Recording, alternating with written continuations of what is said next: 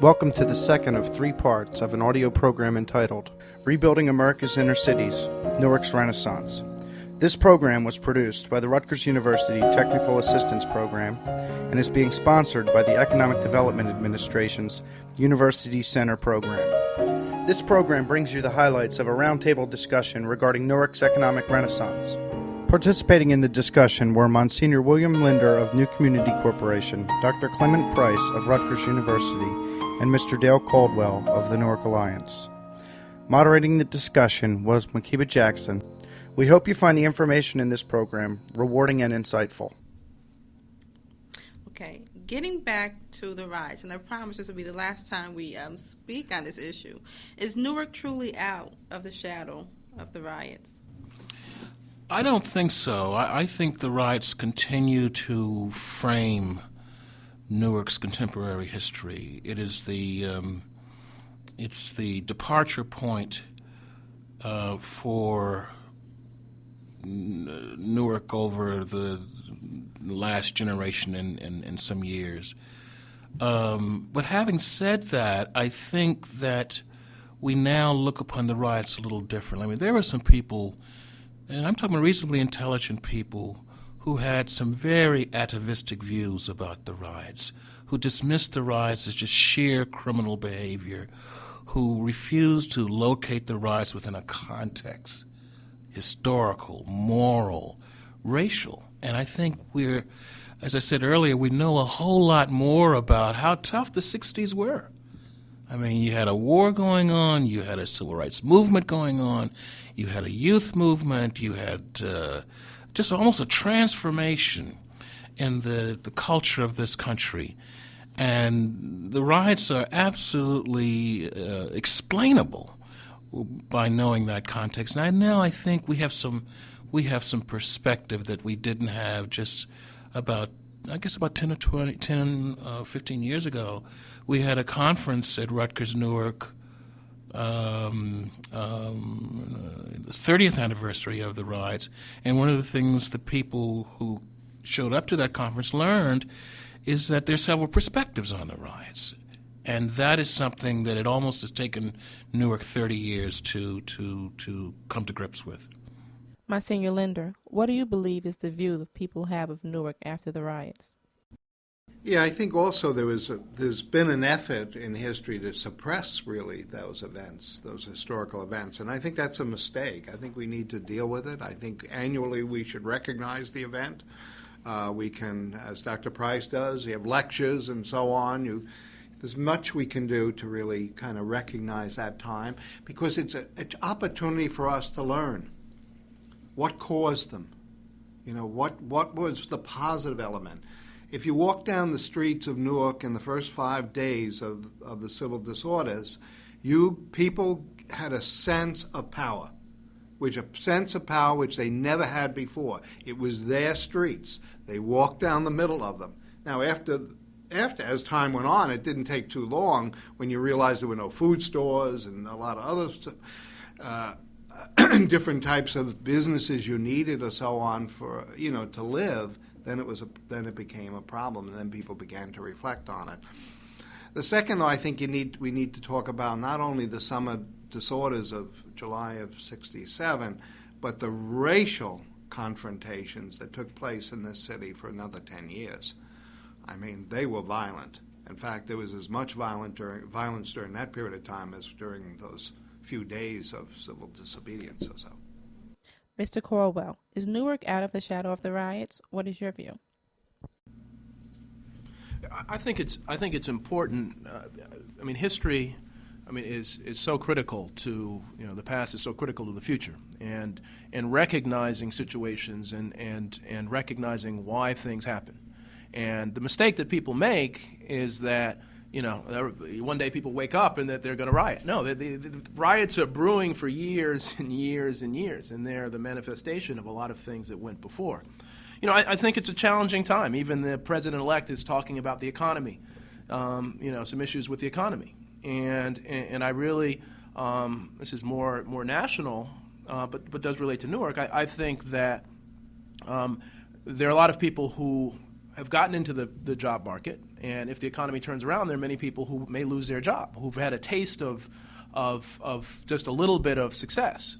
And that's an issue that I think people need to recognize. I don't think the riots are going to come out of that, but I think that it's important that neighborhoods and other groups feel empowered educationally, with employment as well. And one of the things I said, with capacity and other things that we're working on, we're trying to kind of do the blocking and tackling.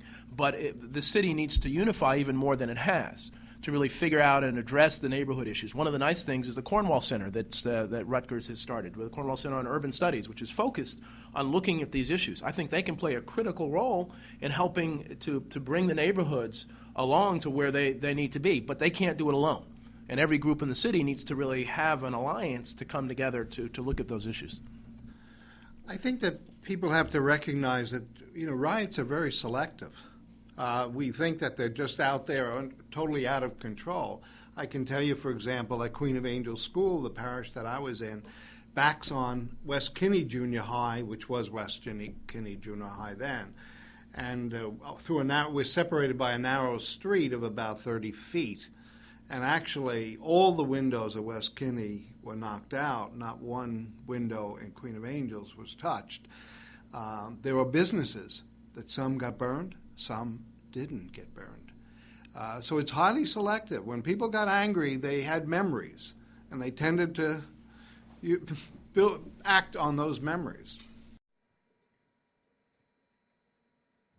There's a feeling by some people that a lot of the development efforts are only present in downtown Newark. How do you respond to that? Is that a true perception that people should have? Dr. Price, we'll start with you on that question. Well, I certainly want to hear from my colleagues, and I'll keep my remarks very short. I think in a town that disproportionately built more public housing, given its population, than any other U.S. city, one of the most heartening things to me is the restoration of an aesthetic approach to public housing and also low-income and moderate-income housing. If you go over to where the riots started and you head down, I guess that would be 18th Avenue, heading east, the landscape of that area has been changed fundamentally from what it used to look like when Newark was selected to be, unfortunately or fortunately, depending on who you talk to, a warehouse for the poor, who were poorly housed, who were put in buildings that most urban people in the 1930s, 40s, and 50s knew would be counterproductive to the development of a spirit of community, and boy, were they right. So I think I think that there are signs that the city is learning more about the relationship between housing and street life, between commercial districts and green space. But as a student of cities, I think it needs to be learned more broadly and more deeply. Mr. Caldwell, how do you address the issue of residential versus business development here in Newark? Well, the Central Business District is a neighborhood. It's one of the 21 neighborhoods. And the Central Business District, as many people have said, is really of the city of Newark. It's really a neighborhood that really should be for all of the people of Newark. Now, we talked a little earlier about the communication and information and so on, and I think because the neighborhoods have not kind of developed this communication network and this infrastructure and really become the kind of neighborhoods that they have the potential to become, that people have not had an opportunity to avail themselves of downtown. But it's critical now that in this time when Newark is a very hot city, that there is strategic development in the Central Business District, whether you're talking about the arena, whether you're talking about the waterfront, whether you're talking about restaurants coming in and those types of things, that it's critical that people are brought, come to the city to help provide an economic base so that that money can flow to some of the people who have been disenfranchised.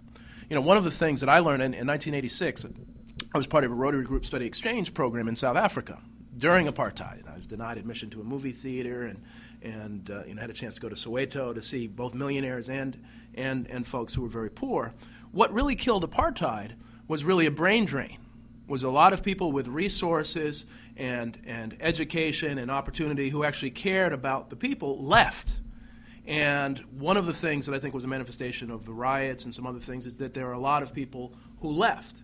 And there are people who are coming back with resources now, and so there's a real opportunity for those resources, if they're utilized correctly, to share with the entire city. So that's why I think the Central Business District is very important to the neighborhoods, and really critically important to the neighborhoods, because if it wasn't for New Jersey Performing Arts Center, there are a lot of people who wouldn't be here, who have and are willing to do some things to help the city as a whole. Monsignor Linder, what is your opinion on the current development methods? Recently, I saw a publication that was used for Newark and advertising all the good things that have happened in our city. I'd say there were probably about 20 pictures part of this presentation. Only one represented a residential neighborhood. I think that tells more than anything else about where we put our priorities. And I think that, again, as I said before, I think that's a great mistake, because development in the center city is going to go just as far as we build our neighborhoods up that surround it.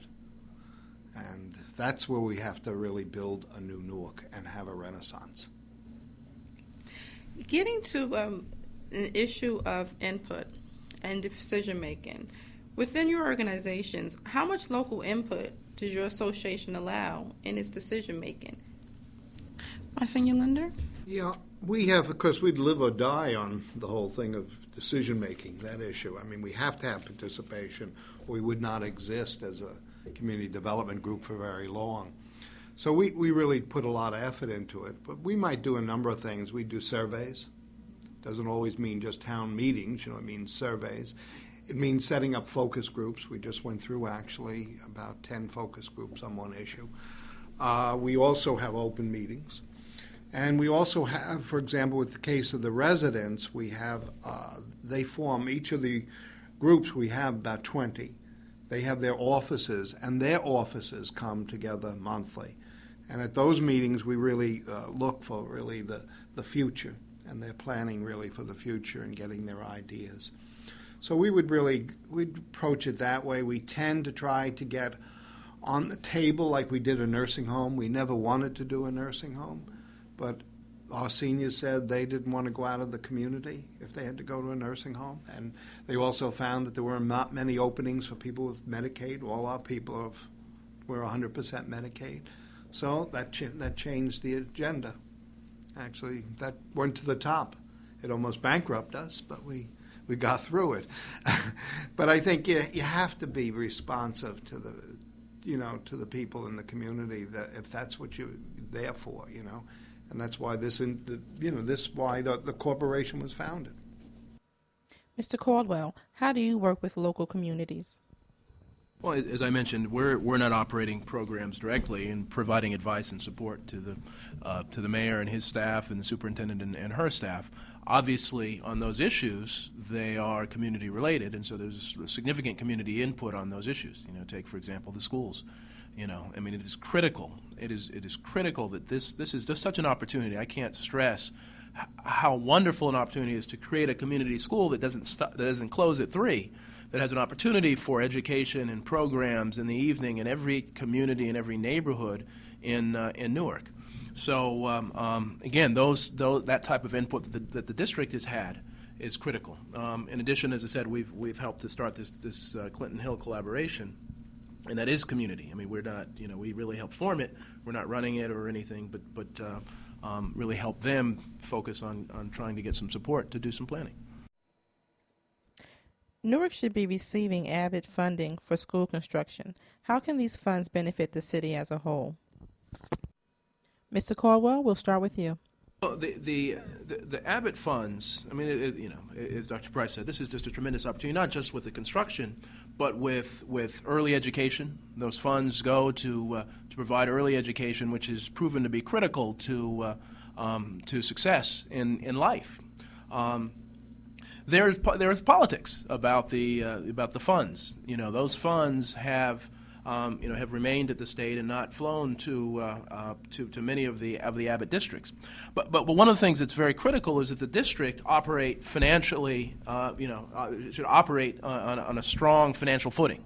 And one of the areas that we focused is to work with the superintendent, who I said is very, very good, to really make sure the district is operating as strong as it can financially, so that when those funds flow, that they will be managed appropriately, and et cetera, et cetera. I think the team in place is a wonderful team and feel very confident that that will happen. But by the same token, there's a lot of pressure put on the district when there are issues, again, at the state, where the dollars have not flown to Newark the way that they possibly could. So we're really trying to work, and we're spending much of our effort to really support the superintendent to make sure that the district is prepared to deal with this massive opportunity. Monsignor Linder, how do you think Abbott funding should be used? Yeah, I think there's also an educational process that has to take place, whether it be in the community or it has to do with the school administrators. I think schools today should look quite different than they looked 50 years ago, and I think Dr. Price talked about that a little bit. And I think we have to emphasize that. We now want schools to be open after school hours. We want schools to be open on weekends. We want to use the facilities. There's no reason that the library, there's no reason that the technology center, the gym, shouldn't be used for many more hours than they're presently used in Newark schools.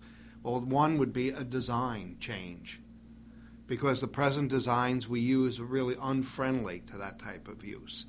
And I think we have to start right with the administrators of our schools to get them to understand that as they understand it, it is of the past. And then to get the people to begin to realize what a wonderful resource physically to have these buildings open after school and weekends and so on.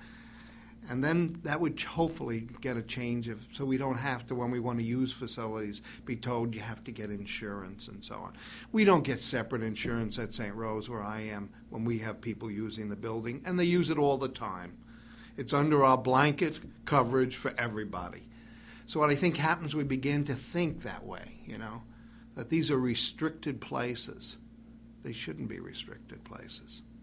They're public places. Dr. Price, how would you like to see the Abbott funding used within Newark? This might be a good time for Newark to consider some school governance issues. This district, up until state takeover, had an elected school board, which attempted to perform its civic responsibilities. But in retrospect, I think we now know that the business of education requires men and women who have a deep reservoir of talent and knowledge about how sophisticated public institutions have become. I would love for Newark to consider a reconfigured board, perhaps some people elected, some people appointed by the mayor. I've even gone as far as to say I don't think it's absolutely necessary for every member of the school board to be from the city. I mean, this is a regional town. We're in the middle of a wealth of talent in the metropolitan area. But and this goes back, this is the double-edged sword sense of Newark chauvinism. Does someone have to be from Newark to do the good work Newark is deserving of? And I'm of the opinion, not necessarily. I think it would be great for the Newark Board of Education to have a lawyer in its midst, a clergyman, someone like Monsignor Linder, although there's not a lot of Linders around. But seriously, it's absolutely incumbent that Newark be much more aggressive in taking advantage of its location. Interestingly enough, some of the people who are doing some great work in Newark are recent arrivals. In fact, I'm not from Newark. I'm from Washington, D.C., and when I came to Newark, I took it upon myself to essentially put my Newark hat on, or create one, and start studying the history of Newark. I think there's this old narrative in urban history. Cities that recruit talented people will do better than cities that have a kind of almost kind of an insularity, a kind of a xenophobia, against people who are from outside the city. This concludes Part 2 of Rebuilding America's Cities, Newark Renaissance.